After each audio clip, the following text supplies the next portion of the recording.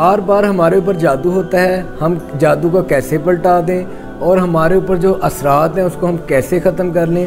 तो मैं आज उस टॉपिक के ऊपर वीडियो बना रहा हूँ। ये आप स्क्रीन के ऊपर एक आयत देख रहे हैं, इसको याद कर लें या आप कुरान पाक को सामने खोल के भी आप पढ़ सकते हैं। 114 मरतबा आपने इन कलिमात को पढ़ना है। अव्वल आखिर दुरूद इब्राहिम आपने 7 मरतबा पढ़ना है, ठीक है।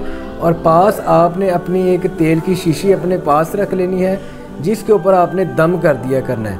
ये जो दम किया हुआ होगा इसको आपने सर के बालों से लेकर और पाँव के नाखून तक लगाना है। एक बात यहाँ पे ज़हन के अंदर रखें, जादू का जो सा इलाज है ये जो लोग खुद करते हैं, इसमें टाइम बहुत ज़्यादा लग जाता है। अक्सर आप वीडियोस देखते हैं, वो कहते हैं कि आप 7 मरतबा पढ़ लें, 3 मरतबा पढ़ लें, 103 मरतबा पढ़ लें, 1000 मरतबा पढ़ लें, लेकिन बहुत ज़्यादा 99% लोग कहते हैं हमें अफाका नहीं होता। उसकी वजह यह है कि जिनके ऊपर जादू हुआ होता है ये जल्दी काट नहीं होती जब आप खुद करते हैं। इस चीज़ को आप अपने जहन में रख लें।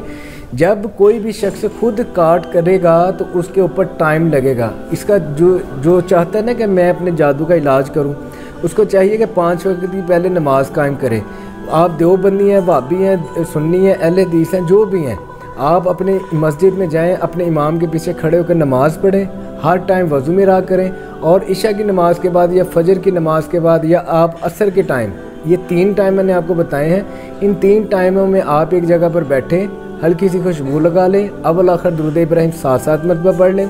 114 मरतबा आप इन कलिमात को पढ़कर तेल के ऊपर दम करें और अपने ऊपर दम करें।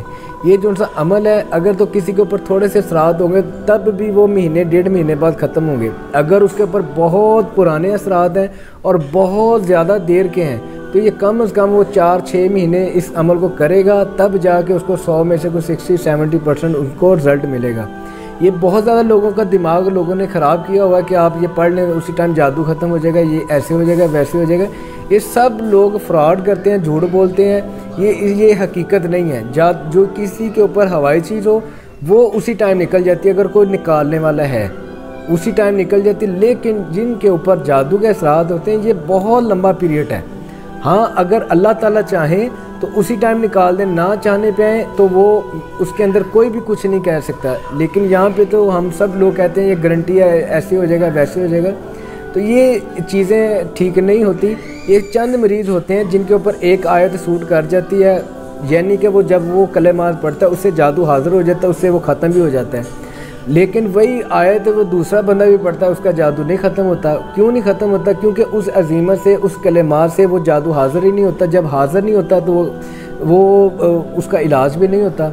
जब फिर कुछ लोग ऐसे करते हैं कि जब अपना इलाज करते हैं, खुद पढ़ाइयाँ करते हैं, उनकी तबीयत ख़राब होने लग जाती है, मामलात ख़राब होने लग जाते हैं, वो उसी वक्त छोड़ देते हैं। वो चीज़ ही होती है, वो जादू ही होता है जो आपको मना करता है कि आप ये अमल ना करें, वो आपके मामला ख़राब होने लगे। नेगेटिव सोचें आपके ज़हन के अंदर बहुत ज़्यादा तारी होने लग जाती हैं।